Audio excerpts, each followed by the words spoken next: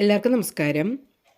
വളരെ സിമ്പിളായി തയ്യാറാക്കാൻ പറ്റുന്ന മുരിങ്ങയില കൊണ്ടുണ്ടാക്കുന്ന കറിയുടെ റെസിപ്പിയാണെന്ന് ഷെയർ ചെയ്യാൻ പോകുന്നത്. എങ്ങനെ ഉണ്ടാക്കുന്നത് നോക്കാം. അതിനായി അരക്കപ്പ് തുവരപ്പരിപ്പാണ് എടുത്തിരിക്കുന്നത്.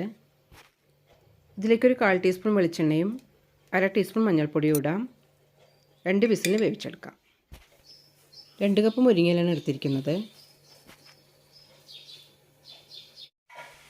കറിക്കുള്ള അരപ്പിനായി 3/4 കപ്പോളം തേങ്ങ എടുത്തിട്ടുണ്ട്. 4-5 പച്ചമുളക് എരിവിനനുസരിച്ച് എടുക്കാം.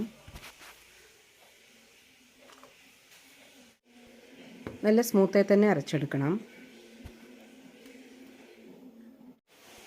ഇത് പെട്ടെന്ന് വേവുന്ന പരിപ്പായതുകൊണ്ടാണ് 2 വിസിൽ വെച്ചത്. ഓരോ പരിപ്പിനും ഓരോ വേവായിരിക്കും, അതിനനുസരിച്ച് വേവിച്ചെടുക്കാം. വല്ലാതെ വെന്തുടയണ്ട.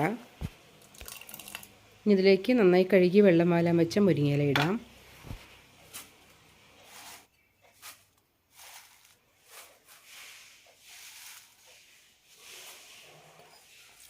ഇതിലേക്ക് 1 കപ്പ് വെള്ളം കൂടി ഒഴിക്കാം.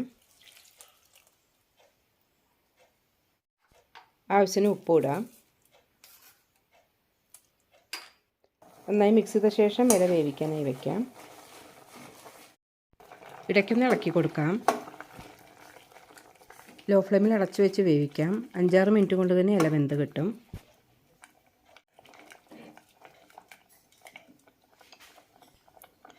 ഇല നല്ല സോഫ്റ്റായി വെന്ത് കിട്ടിയിട്ടുണ്ട്. ഇനി ഇതിലേക്ക് അരപ്പൊഴിക്കാം.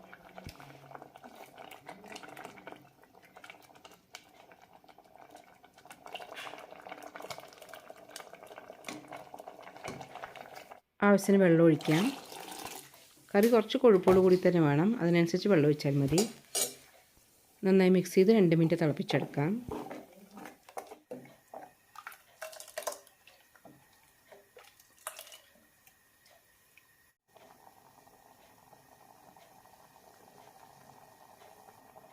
നന്നായി തിളച്ചിട്ടുണ്ട്. ഇനി ഫ്ലെയിം ഓഫ് ചെയ്യാം. ഇനി ഇതിലേക്ക് താളിച്ചിടാം.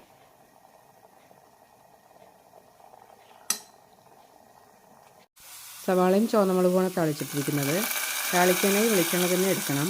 അങ്ങനെയാകുമ്പോഴാണ് നല്ല രുചി ഉണ്ടാവുക. സവാള ചുവക്കുന്നവരെ വഴറ്റിയെടുക്കണം. ഇതിന് പകരം നമുക്ക് ചെറിയ ഉള്ളി യൂസ് ചെയ്യാം.